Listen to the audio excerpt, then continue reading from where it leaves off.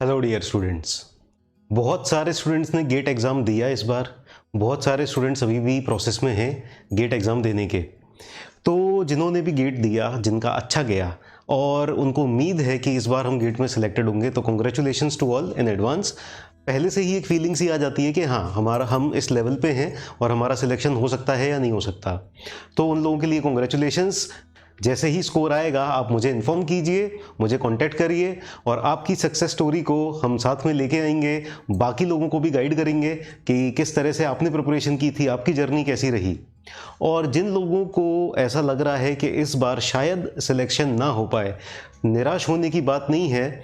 सफलता से पहले असफलता हाथ लगती है, तो कोई दिक्कत नहीं है। अगर इस बार सिलेक्शन नहीं हो रहा है, आप इस वीडियो को ध्यान से देखते रहिए। एक इंपॉर्टेंट अनाउंसमेंट इस वीडियो के अंदर मैं लेके आ रहा हूं। तो अगर अभी आपको लग रहा है कि सिलेक्शन नहीं होगा, ठीक है, आप उस लेवल पे नहीं जा पा रहे हो कि आपको गेट के थ्रू एक अच्छा कॉलेज या एक अच्छा पब्लिक सेक्टर मिल पाए, तो क्या करना चाहिए ऐसे में? अगर आपका टारगेट है गवर्नमेंट जॉब का, उसके लिए तैयारी करनी चाहिए। What to do next, what after GATE 2021? 2021 का एग्जाम हो चुका है, दे दिया आपने, तो अब क्या किया जाए? तो सबसे पहली बात तो ये है कि अगर कोई एग्जाम हो गया है और आपको लग रहा है कि सिलेक्शन नहीं हो पाएगा, तो क्या करना है? पिछले साल आपने प्रिपरेशन की है, आप उस पूरी प्रिपरेशन को एनालाइज करें। क्या क्या गलतियां थी, क्या चीज़ें आपसे मिस हो गई, बैठें ज़रा आराम से और उनको एनालाइज करें और देखें क्या गलतियां हुई हैं, उनको इम्प्रूव करें। इस बार वो गलतियां नहीं होनी चाहिए। मन में ठान लीजिए कि अब अगला जो एग्ज़ाम होगा वो आपको क्रैक करके ही रहना है। पर इस वीडियो में बस इतनी सी बात नहीं कहूँगा कि एनालाइज करें, मैं उन सारे स्पेसिफिक पॉइंट्स को भी आपको बताऊंगा कि जो आपने गलतियां हो सकता है की होंगी। मैक्सिमम वो सारी गलतियां, मुझे पता है बच्चे क्या क्या गलतियां करते हैं, तो मैं वो सारी गलतियां आपको लेके आऊंगा, बताऊंगा कि ये गलतियां दोबारा नहीं करनी है और आपको कहां पर इंप्रूवमेंट करना है, ये मैं आपको बताऊंगा। ठीक है, तो देखते रहो।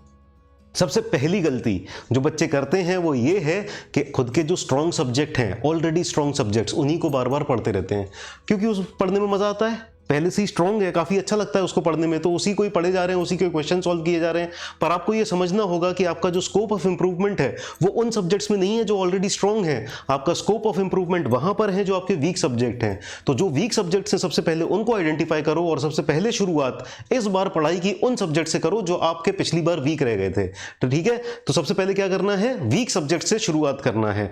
तो ये आप डिसाइड करोगे आपका सब्जेक्ट कौन सा वीक है। आप किसी और से मत पूछोगे कि मुझे कौन सा सब्जेक्ट पहले करना चाहिए, कौन सा सब्जेक्ट बाद में करना चाहिए। ठीक है, so you have to start from your weakest subject, make it strong subject. उसकी बहुत ज्यादा क्वेश्चंस प्रैक्टिस करो, थ्योरी पढ़ो, अच्छे से उसको समझो और फिर अगले सब्जेक्ट पे चलो। ठीक है, so one by one weakest से स्टार्ट करते हुए आपको स्ट्रॉन्ग पे जाना है। नेक्स्ट जो गलती सब लोग करते हैं वो ये है कि ज्यादा से ज्यादा क्वेश्चन सॉल्व नहीं करते। देखो, थ्योरी पढ़ने में मजा आता है। बेड में लेटे हुए हैं तो थ्योरी पढ़ रहे हैं, कहीं पर बैठे हुए हैं तो थ्योरी पढ़ रहे हैं, यूट्यूब पे वीडियो देख रहे हैं, थ्योरी चल रही है। ठीक है, करते क्या नहीं है, क्वेश्चन सॉल्व करना। खुद से क्वेश्चंस को प्रैक्टिस करना बहुत ज्यादा इंपॉर्टेंट है। इसका इंपॉर्टेंस कितना है ये स्पेसिफाई, मतलब मैं बता ही नहीं सकता। अगर आपने खुद से क्वेश्चंस प्रैक्टिस नहीं किए तो ये आप मान के चलो कि आपका सिलेक्शन नहीं होना। So you have to solve questions yourself. ठीक है, आपको यूट्यूब पे वीडियोस भी मिल जाएंगे, एजुकेटर समझाते हैं, पढ़ाते हैं आपको कि किस तरह से ये क्वेश्चन सॉल्व होगा, लेकिन अल्टीमेटली आपको खुद से क्वेश्चन सॉल्व करने हैं, खुद से गलतियां करनी है, उन गलतियों को समझना है कि ये गलती क्यों हुई है और सही कॉन्सेप्ट क्या है उसका। जब तक ये चीजें आप खुद से नहीं करोगे तब तक आपके कॉन्सेप्ट क्लियर नहीं होंगे और एग्जाम क्रैक नहीं कर पाओगे। ठीक है, तो दूसरी गलती जो लोग करते हैं वो क्या है, क्वेश्चंस प्रैक्टिस ना करना। क्वेश्चन प्रैक्टिस करने का एक और फायदा ये होता है कि आपकी थ्योरी अपने आप ही रिवाइज हो जाती है। आप जितने ज्यादा क्वेश्चंस प्रैक्टिस करते जाओगे ना, तो थ्योरी अपने आप रिवाइज हो जाएगी और वो फॉर्मूले दिमाग में बने रहते हैं। एग्जाम टाइम के जब एंड में पहुंचते हैं ना, जब एग्जाम टाइम आने वाला होता है, तो आपको लगता है कि सब कुछ भूल रहे हैं। वो इसलिए होता है कि आपने क्वेश्चंस प्रैक्टिस इतने सारे नहीं किए होते। ठीक है, अब आप एक फॉर्मूला लो, सपोज 10 फॉर्मूले हैं किसी सब्जेक्ट में, आपसे वो फॉर्मूले याद नहीं हो रहे, उन 10 फॉर्मूले पे आप 50 क्वेश्चन सॉल्व कर लो, अपने आप याद हो जाएंगे। वैसे याद करने के लिए आप महीने भर लगे रहो, नहीं होंगे याद। ठीक है, तो फॉर्मूले याद करने का और रिवाइज करने का भी एक बहुत अच्छा तरीका होता है, आप क्वेश्चंस प्रैक्टिस करो, साथ में कॉन्सेप्चुअल क्लैरिटी तो होती है। ठीक है, तो ये दूसरी गलती थी जो आपने शायद की हो, इस बार वो नहीं करनी है, इंप्रूव करना है इसको। नेक्स्ट पे चलते हैं। Let us see next, leaving revisions for the last time. आखिरी टाइम पे आप रिविजन्स को छोड़ देते हो। साल भर क्या कर रहे हैं, पढ़ते जा रहे हैं, पढ़ते जा रहे हैं, पढ़ते जा रहे हैं, रिवीजन हम बाद में कर लेंगे। अब जब नवंबर दिसंबर का टाइम आता है, तब अरे जो कुछ जनवरी में पढ़ा था, फरवरी में पढ़ा था, मार्च में पढ़ा था, जून जुलाई तक भी पढ़ा था, वो सब तो भूल ही गए हम। ठीक है, जब जो सब्जेक्ट चल रहा है तब वो उतना याद है, लेकिन 2 महीने बाद पूरा भूल गए, रिवीजन ही नहीं किया। तो रिवीजन ऐसा नहीं है कि आप नवंबर दिसंबर के लिए टाल के रखो। ज़्यादातर बच्चे ये गलती करते ही हैं, रिवीजन साथ साथ नहीं करते जाते। तो आपको नवंबर दिसंबर तक पहुंचते पहुंचते हर सब्जेक्ट का कम से कम 2-2 3-3 बार रिवीजन हो जाना चाहिए। 2-2 3-3 बार हर सब्जेक्ट का revision, plus previous year question भी 2-3 बार। तो पढ़ाई का तरीका क्या होना चाहिए? जब कोई पढ़ा रहा है, एजुकेटर से कहीं भी आप पढ़ रहे हो, तो आप उस समय उस सब्जेक्ट को पढ़ो, जो टॉपिक खत्म होता जा रहा है साथ साथ उसके प्रीवियस ईयर्स क्वेश्चन सॉल्व करते चलो, और कोशिश करो कि कुछ और एक्स्ट्रा एडिशनल अलग टाइप के क्वेश्चंस मिल जाए, उनको भी सॉल्व करो। नहीं हो पा रहे, एडिशनल क्वेश्चंस नहीं हो पा रहे, कोई बात नहीं, आप अभी जो सब्जेक्ट चल रहा है उसको पढ़ते रहो, प्रीवियस ईयर क्वेश्चन करते रहो साथ साथ, बाद में उनके एडिशनल क्वेश्चंस भी प्रैक्टिस करना। ठीक है, एडिशनल क्वेश्चंस प्रैक्टिस करना जरूरी इसलिए है क्योंकि जनरली क्या होता है, बच्चे प्रीवियस ईयर क्वेश्चन कई बार सॉल्व कर लेते हैं और वो एक तरह से याद से हो जाते हैं। तो जब वो एक तरह से याद हो गए तो आपको कुछ नया नहीं बचा उनको सीखने के लिए। ठीक है, तो एक बार जब प्रीवियस ईयर क्वेश्चन पूरे अच्छे से हो चुके हैं तब आप जाइए कि नए तरह के क्वेश्चन भी ट्राई करें, कुछ नए तरीके से दिमाग लगाना पड़े आपको, उनको उन क्वेश्चन को सॉल्व करने के लिए आपको थोड़ा सा अलग डायरेक्शन में सोचना पड़े।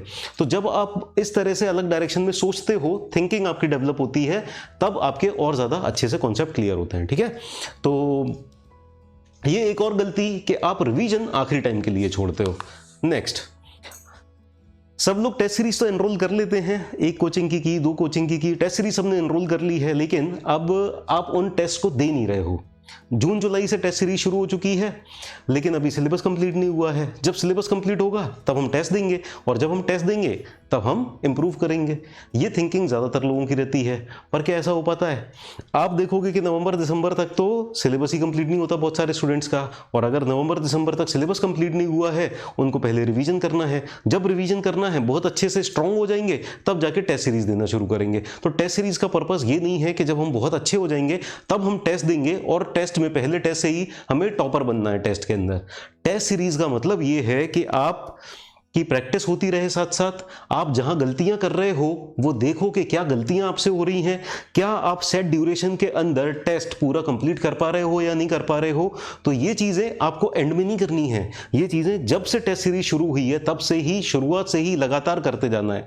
जैसे जैसे आपका जो सब्जेक्ट कंप्लीट होता जा रहा है उसका टेस्ट भी साथ साथ लगाते चलो, ताकि आपको वीक एरियाज पता चले उस सब्जेक्ट के, और आप ये देखते रहो कि क्या आपकी प्रिपरेशन राइट डायरेक्शन में है, कुछ टॉपिक्स मिस तो नहीं हुए हैं, क्या आपकी कैलकुलेशन स्पीड ठीक है, अगर आपके कुछ स्कोप ऑफ इंप्रूवमेंट है तो वो क्या क्या इंप्रूवमेंट है, उनको आपके पास सफिशिएंट टाइम बचा रहे कि आप साल के एंड तक आते आते, नवंबर दिसंबर तक आते आते ये सारी शॉर्टकमिंग्स आप दूर कर सको।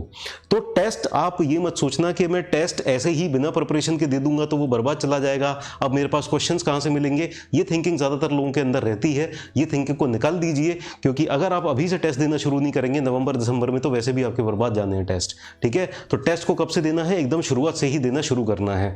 अब मेरा यकीन नहीं आए तो आप अपने फ्रेंड से पूछ लेना जिन्होंने टेस्ट सीरीज एनरोल की थी और वो ये सोच के बैठे थे कि नवंबर दिसंबर में टेस्ट देंगे। कितने टेस्ट दे पाए? 4 या 5 टेस्ट दे पाए होंगे मुश्किल से। ठीक है, तो इस चीज से बचना है।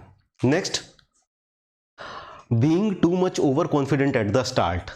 जब आप प्रिपरेशन स्टार्ट कर रहे हो, अभी का टाइम है, अभी आपको लग रहा है कि पूरा साल भर बचा हुआ है, तो बहुत ओवर कॉन्फिडेंट है, हमारे पास बहुत टाइम है, वी हैव इनफ टाइम। ठीक है, लोग तो 5-6 महीने में कर लेते हैं, और ये गेट का सिलेबस तो 5-6 महीने में हो जाएगा। तो जब जून जुलाई आएगा तब से हम प्रिपरेशन स्टार्ट करेंगे। अभी चिल करते हैं, रिलैक्स करते हैं। सबसे पहली बात तो जब आप अभी से चिल करने लगोगे, रिलैक्स करने लगोगे, अभी से अपना एक सेट टाइम टेबल नहीं बनाओगे तो टाइम टेबल बनाते बनाते आपको टाइम लग जाएगा। तो अभी से टाइम टेबल बनाओ। सबसे पहले तो पढ़ाई की आदत डालो कि आप लगातार 4 घंटे 6 घंटे बैठ के पढ़ रहे हो, और ये कंसिस्टेंसी आपको साल भर मेंटेन करके रखनी है। तभी आप एट द एंड अगले साल इस टाइम तक आप उस कैटेगरी में होगे कि आप यहाँ पर मेरे साथ आके बातचीत कर पाओ और हम लोग बात करके आपकी सक्सेस स्टोरी को डिस्कस करें। तो गेट के अंदर आप सिलेक्शन सिक्योर करें, एक अच्छा स्कोर लाएं, और पीएसयू में या एक अच्छे कॉलेज में रिसर्च की फील्ड में जाएं। उसके लिए ज़रूरी ये है कि आप शुरू से ही, अभी से ही अपना टाइम टेबल मेंटेन करें और एंड तक कंसिस्टेंटली उसको मैनेज करके पढ़ते रहें।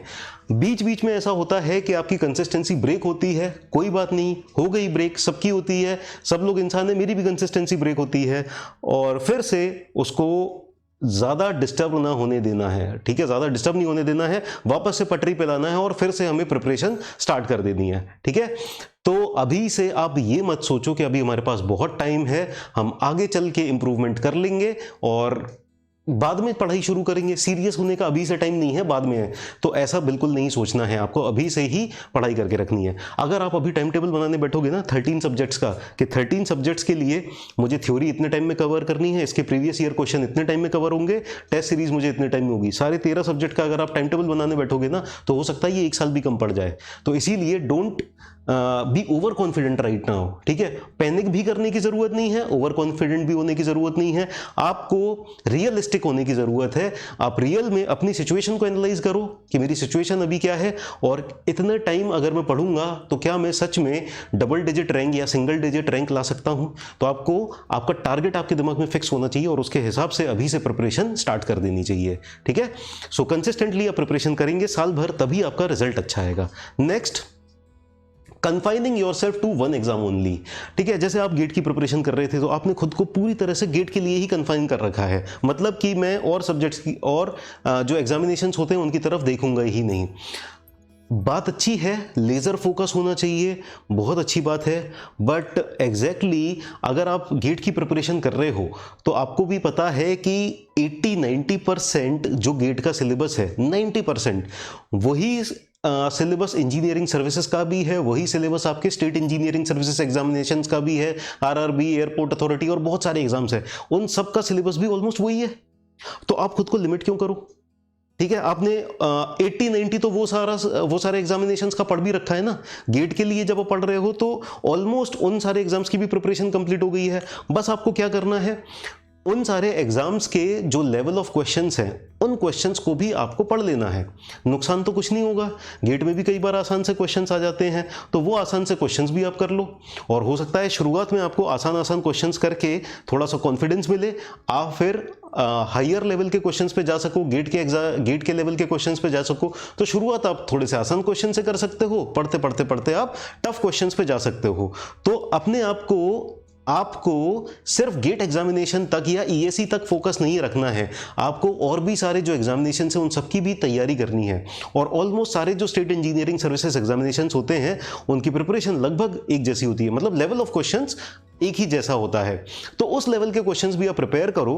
हो सकता है कि एक छोटा मोटा एग्जाम क्रैक करके आपके अंदर इतना कॉन्फिडेंस आ जाए कि आप अपने माइंड में एक रिलैक्स तो हो ही गए कि आपको अब फ्यूचर की चिंता नहीं है, आपके पास एक सिक्योर्ड जॉब है, तब आप ज़्यादा अच्छे से मेहनत कर सको और वो एक आपकी आगे की सक्सेस के लिए एक स्टेपिंग स्टोन बन सकता है, ठीक है। तो एक फ्यूचर सिक्योर कर लेना भी कई बार बहुत इंपॉर्टेंट हो जाता है आपकी आगे की बड़ी सक्सेस के लिए। So don't just confine yourself to any one single examination, आप बहुत सारे एग्जामिनेशंस की तैयारी करो।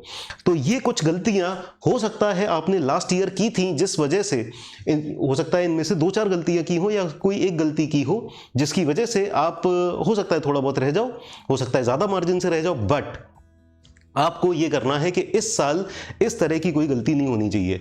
आप अपने आप को भी देखो, बैठो, एनालाइज करो कि आपसे और क्या क्या मिस्टेक्स हुई थी। आप 1-2 दिन आराम से लगाओ, सोचो इत्मीनान से कि क्या गलतियां हुई हैं जो ये गलती इस बार नहीं करनी है, और इस बार शुरुआत से ही पढ़ाई करते हुए चलना है और गेट एग्जामिनेशन अगले साल जरूर क्रैक करना है, ठीक है। आपकी प्रिपरेशन को हेल्प करने के लिए एक इंपॉर्टेंट अनाउंसमेंट भी है जो मैं लेके आऊंगा बाद में, पर उससे पहले कि अगर गेट एग्जामिनेशन इस बार नहीं हो पाया तो अब क्या, विच एग्जाम्स टू फॉलो नेक्स्ट। देखो, ये कुछ एग्जामिनेशंस की लिस्ट है, ये लिस्ट काफ़ी नहीं है, पूरी नहीं है, और बहुत सारे एग्जामिनेशंस हैं इंडिया में। आप ये मान के चलो 3 से 4 एग्जामिनेशन तो हर साल होने ही हैं, होते ही हैं ऑलमोस्ट। तो इन सारे एग्जामिनेशंस की भी आप प्रिपरेशन कर सकते हो और इनकी प्रिपरेशन आपस में बहुत ज़्यादा डिफरेंस है नहीं। So you just keep on studying, अगले एग्जाम को टारगेट रखो, ठीक है। ये वाला एग्जाम निकलता है, उसके अगला जो एग्जाम आ रहा है उसका फॉर्म भरो, उसको टारगेट करो। तो एक एक करके आप एग्जामिनेशंस को टारगेट करते जाओ, उनके फॉर्म भरते जाओ, और कहीं ना कहीं आपका सिलेक्शन जरूर होगा। अगर आप मेहनत कर रहे हो तो ऐसा हो ही नहीं सकता कि आप सिंसियर मेहनत करो और इतनी सारी, इससे भी कई ज़्यादा अपॉर्चुनिटीज़ होने के बाद भी आपका कहीं सिलेक्शन ना हो, ऐसा हो ही नहीं सकता। सो यू जस्ट, आपको बस क्या करना है, you just have to keep working hard, अपने गोल की तरफ फोकस रहना है, आपको पढ़ाई करते रहनी है और कोई ना कोई एग्जाम तो आप क्रैक कर ही लोगे, ठीक है। तो गेट एग्जामिनेशन हो गया है, इसके बाद महाराष्ट्र पीएससी का भी आया है नोटिफिकेशन, ठीक है, मध्य प्रदेश पीएससी भी आ रहा है, जेएंडके पीएससी भी आ रहा है, यूपी पीएससी भी हुआ था, इस साल फिर से नोटिफिकेशन आएगा। तो इस तरह से कई सारे एग्जाम हैं, आप मॉनिटर करते रहिए क्या क्या एग्जामिनेशन आने वाले हैं, किसी ना किसी एग्जामिनेशन में जरूर आपका सिलेक्शन होगा, ठीक है। अब इंपॉर्टेंट अनाउंसमेंट ये है कि as you know I am teaching live on Unacademy plus, लेकिन अनअकैडमी प्लस के अलावा भी मेरे पास कुछ आवर्स हैं जिसमें मैं यूट्यूब पे और स्पेशल क्लासेस में पढ़ा सकता हूं। तो यूट्यूब और स्पेशल क्लासेस आपके लिए टोटल फ्री ऑफ कॉस्ट रहेगा। और आप लोग बताएं कि ये जो सारे एग्जामिनेशंस थे, सारे स्टेट इंजीनियरिंग सर्विस एग्जामिनेशंस, इनके लिए मैं आपको प्रिपरेशन कराना चाहता हूँ। यूट्यूब और स्पेशल क्लासेस के सेशंस को कंबाइन करके अगर हम चलेंगे, मतलब यूट्यूब पे अलग और स्पेशल क्लास पे अलग अलग करके देखेंगे तो उतना ज़्यादा फ्रूटफुल रिजल्ट नहीं मिलेगा। हम यूट्यूब और स्पेशल क्लासेस को दोनों को कंबाइन कर लेंगे, तो आप मेरी क्लासेस को फॉलो करना यूट्यूब पे भी और स्पेशल क्लास पे भी। इनकी नोटिफिकेशन कैसे मिलेगी? आप मुझे टेलीग्राम चैनल पे ज्वाइन कर सकते हो, सिविल इंजीनियरिंग डिस्कशंस करके आप सर्च करोगे, आपको मिल जाएगा। वहां पर अपडेट्स आती रहेंगी, जैसे ही कोई यूट्यूब की क्लास आएगी आपको मिल जाएगी, जैसे ही कोई स्पेशल क्लास आएगी आपको मिल जाएगी, उस टेलीग्राम चैनल पे नोटिफिकेशन आ जाएगा। इसके अलावा अनअकैडमी का चैनल को आप सब्सक्राइब कर लीजिए, जैसे ही कोई नया वीडियो अपलोड होगा आपको उसकी नोटिफिकेशन आ जाएगी। आप मुझे मेरे अनअकैडमी चैनल पे, मेरी अनअकैडमी प्रोफाइल पे आप मुझे सब्सक्राइब कर सकते हैं, वहां पर आपको स्पेशल क्लासेस की नोटिफिकेशंस आपको आती जाएंगी। तो फ्री ऑफ कॉस्ट मैं आपकी प्रिपरेशन करवाऊंगा सारे स्टेट इंजीनियरिंग सर्विसेज एग्जामिनेशंस के लिए। सब्जेक्ट आप बताइए किस सब्जेक्ट से शुरू करें? जल्दी से जल्दी कमेंट बॉक्स में आप सब्जेक्ट टाइप कर दीजिए। जो सब्जेक्ट आप बोलोगे मैं कोशिश करूंगा कि कल सुबह तक फाइनलाइज हो जाए कि कौन सा सब्जेक्ट है, उसका जल्दी से जल्दी शेड्यूल बना दूंगा, आपके पास पहुंचा दूंगा उसका शेड्यूल, और उस शेड्यूल के अकॉर्डिंग हम प्रिपरेशन तुरंत स्टार्ट कर देंगे। तो जो भी कोई एग्जामिनेशंस आने वाले हैं, सारे एग्जामिनेशंस के लिए ये कोर्स फ्रूटफुल रहने वाला है आपके लिए। It will be completely free of cost for you.